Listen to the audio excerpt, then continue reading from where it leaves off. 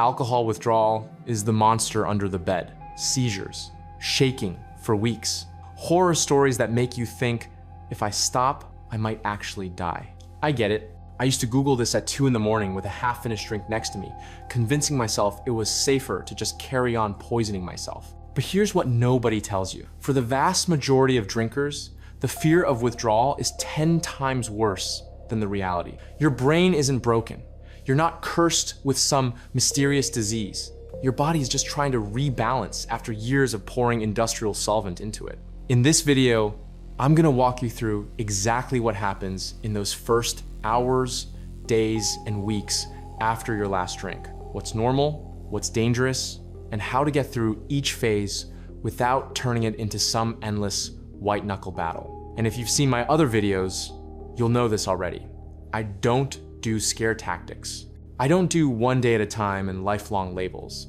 This is about understanding what's really happening in your body. So withdrawal becomes something you pass through once, not something you spend years terrified of. And very quickly, if you want instant access to a brand new video training that I've just finished showing you how to control alcohol in as little as 48 hours, then click the link in the description. This new method is not about using willpower therapy or AA meetings. It's totally different. I do not publish this video anywhere else online, and it's already changing thousands of lives. So click the link below for instant access. Once you're on the next page, enter your name and email address, and your free training will begin. It takes just 7 minutes to watch, but it'll feel like somebody flicks a switch in your brain. And honestly, I'm not sure when I'll start charging for this 7-minute video training. That's how good it is. But whilst it's still available, click the link below, enter your name and email address, and watch that video now. All right, let's get into it. Important safety disclaimer. First thing I need to say, just so we're clear, I'm not your doctor. This video is not medical advice. If you're drinking very heavily every single day, if you've ever had a seizure, hallucinations, or you've been warned by a doctor about your liver, your heart, your blood pressure, or if you're on other medications, you need to speak to a medical professional before you suddenly stop. Because for a small percentage of people, unsupervised withdrawal can be genuinely dangerous, and it needs to be supervised. For most people, it's uncomfortable, it's intense, but it's short, it's predictable, and it's survivable with a plan. My goal in this video is simple. I want to remove as much of the fear as humanly possible and replace it with clarity. Because when you understand the timeline, it stops being horror movie fog and becomes something like, okay, this is phase 1, this is phase 2, I know what to do next. What withdrawal actually is. Let's start with what it actually is. Because if you don't understand this, every symptom feels like proof that you're broken. You are not broken. Here's what's really going on. Alcohol is ethanol. If you strip away the marketing, the fancy bottles, the cocktails, the nonsense, what's left? Ethanol, a toxic chemical, a literal carcinogen, an industrial solvent. Now, ethanol is a depressant, not depressing like a sad song. I mean, it literally depresses your nervous system. Think of your brain like a car with a gas pedal and a brake. The gas pedal is all the stimulating stuff. Brain chemicals like glutamate that keep you alert, active, wired. The brake is GABA, the thing that calms you down, slows, relaxes. When you drink alcohol, you're basically stamping harder on the brake. You're forcing your brain into this artificial, relaxed state. Now here's the problem. If you do that occasionally, your brain can handle it. If you do that over and over and over, your brain has to adapt. So what does it do? It turns the brake down and it cranks the gas pedal up. Why? Because it's trying to keep you functioning while you keep pouring in a chemical that slows everything down. This is what people call tolerance. You need more alcohol to feel the same effect because your brain has adjusted to the constant braking.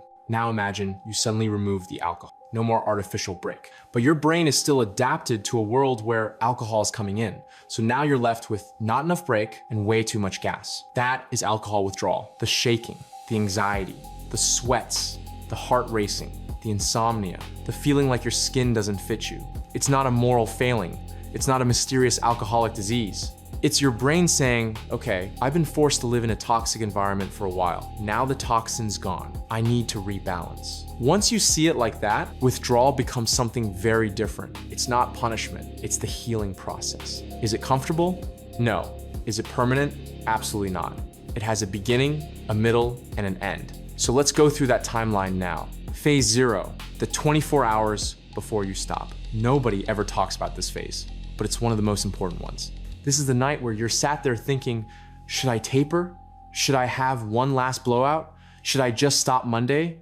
I'll just have one more. Here's what I want you to understand. You don't need a farewell tour with alcohol. You don't need some dramatic last binge to say goodbye. All that does is make your withdrawal worse and give ethanol one last victory lap in your body. If you're a very heavy daily drinker, this is the point where you speak to a doctor about whether you need a medically supervised detox, not next month. Now, for everyone else, your job in this 24-hour window is to set yourself up to win. That means clearing your calendar for a few days if you can, getting some basics in, like water, electrolytes, easy food, soups and fruit. You're doing something powerful. Treat it that way. Phase 1, 0 to 24 hours after your last drink. You've had your last drink. The clock has started. What happens now? For a lot of people, the first 12 to 24 hours are more psychological than physical. The alcohol is leaving your system, your liver is working hard. Common things you might notice: you sleep badly, or you wake up early, you feel a bit shaky or off, you're more anxious than usual, your heart rate is a little higher, you're obsessing. Did I do the right thing? Maybe I'll just drink tomorrow. This is completely normal.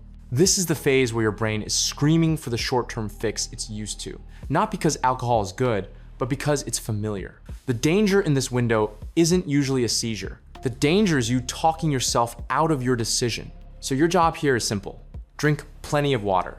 Eat something, even if it's light. Don't sit there doom scrolling withdrawal horror stories. Have something structured to listen to or watch that keeps your brain occupied. Phase 2, 24 to 72 hours. The peak, this is the phase most people are terrified of. And yes, for many drinkers, this is the most intense part. I'm not gonna sugarcoat it, but I want you to hear this. It is usually measured in days, not weeks. And for the majority of people, it peaks and then it fades. So what might you feel between 24 and 72 hours? Strong anxiety, shakiness or tremors, sweating, feeling hot and cold, nausea or upset stomach, headaches, irritability, snapping at people for no reason, struggling to sleep, or very vivid dreams when you do. Again, this is your nervous system trying to find its new balance without ethanol. This 24, 72-hour window is about riding the waves. You're gonna have moments where you think, this is unbearable. I can't do this. You can. Every shake, every sweat, every rough night is your body ejecting the toxin you've been pouring into it. You're not breaking, you're detoxing. Phase 3, days 3 to 7, acute withdrawal, fading. For a lot of people, somewhere around day 3, day 4, day 5, something interesting happened. The physical side starts to ease. You wake up and realize, I'm still tired, I'm still emotional, but the shaking's less. My heart doesn't feel like it's gonna jump out of my chest. You might have your first proper appetite. You might notice your face looks a little less puffy in the mirror. You might wake up without that crushing guilt and shame for the first time in years. Your job in this phase is not to judge how you feel.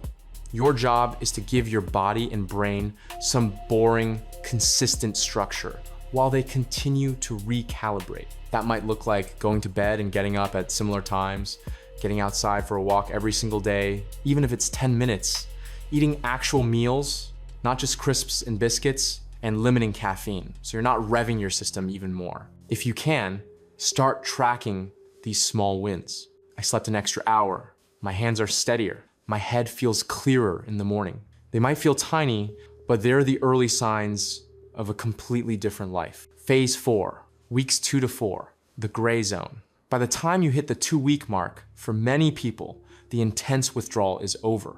You're not constantly shaking. You're not drenched in sweat. Your heart isn't racing all day. Instead, things get weirdly gray. You might think, is this it? Is this what sober life feels like? Just meh? Totally normal. What's happening in weeks 2 to 4 is a combination of your brain chemistry still evening out, your body still repairing, and you finally facing life without your old coping mechanism. So you might notice mood swing, good days, and then random low days, sudden tiredness, cravings at the exact times you used to drink, weird dreams, feeling like everyone else is out having fun and you're the boring one at home. This is where a lot of people relapse, not because they can't handle the withdrawal, but but because they underestimate how far they've come and they overestimate what alcohol was actually doing for them. This is the time to start putting good things back in. Movement you'll actually do. Gym, yoga, walking, hobbies you used to like before alcohol took over. You're not just avoiding alcohol now. You're actively building a life where alcohol doesn't fit. Phase 5, months 2 to 3, the upgrades. We're not gonna go super deep into this in this video, but I wanna give you a glimpse of what's coming if you stick with it. Because right now, you might be sat in phase 2 or 3 thinking, is this worth it? Here's what's on the other side for so many people. Far more stable energy throughout the day. Proper, deep sleep that actually leaves you rested. Better skin, better digestion, weight starting to normalize, better concentration and memory, less anxiety, less random dread, that quiet pride of waking up and knowing you kept a promise to yourself. And this is where your brain chemistry is looking dramatically different to your drinking days. You don't see alcohol the same way. You don't feel about it the same way. You start to think what I think now. Thank God I don't put that in my body anymore. Withdrawal was the toll booth. You paid it once. You don't have to keep paying it for the rest of your life. Now, that's the timeline. Let me give you a simple survival plan you can actually follow. Think of this as your 7-day withdrawal protocol. Step 1, build your survival kit. Before you take your last drink, have this ready. Water and electrolytes. Easy food, soups, smoothies, bananas, toast, whatever you can get down. Something calming to listen to. Audiobooks, podcasts, playlists. Withdrawals get 10 times harder when you're dehydrated, starving, and uncomfortable. Make it as easy for your body as you can. Step 2, frame every symptom as progress. This is a mindset shift that changed everything for me. Old me, I'm shaky, I'm sweating. This is horrible. Maybe my body just needs alcohol. New me, I'm shaky, I'm sweating. That means my body is flushing ethanol out as fast as it can. This is not a sign it needs alcohol. It's a sign it's getting rid of alcohol. You cannot heal from a poison by taking more of the poison. Once you really see alcohol for what it is, ethanol, poison, a carcinogen, the logic of a little bit will make me feel better just collapses. It doesn't mean the symptoms magically vanish, but you stop seeing them as proof you're failing and start seeing them as proof you're moving. Step 3, know your why in advance. Withdrawal is not the time to be vaguely thinking about your reasons. Write them down. 10, 20, 50 reasons why you're done with alcohol, family, money, time, your self-respect. And when the cravings and the fear hit, read them out loud. You're not just trying to endure withdrawal. You're using withdrawal as the moment you finally say, I am not living like this anymore. So let's zoom out for a second. Withdrawal is not a random storm. It's not a punishment from the universe. It's not a life sentence. It's a process your body goes through when you stop pouring industrial solvent into it. For most people, it peaks between 24 and 72 hours.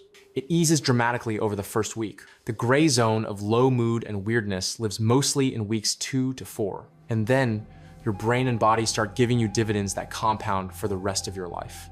You will not wake up one day and say, I really miss waking up covered in sweat, shaking, wondering what I did last night. What you will say if you let yourself get through this is something like, I can't believe I was ever scared of this. It was tough, but it was short, and it was so worth it.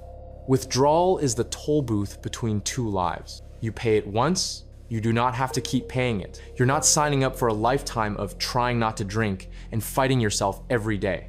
You're making a true decision, you're letting your body rebalance, and then you get to move on with your life. If you want to see the physical upgrades, the deep sleep, the clearer skin, the energy, the weight, normalizing that happen after 90+ days of sobriety, click the video on your screen now.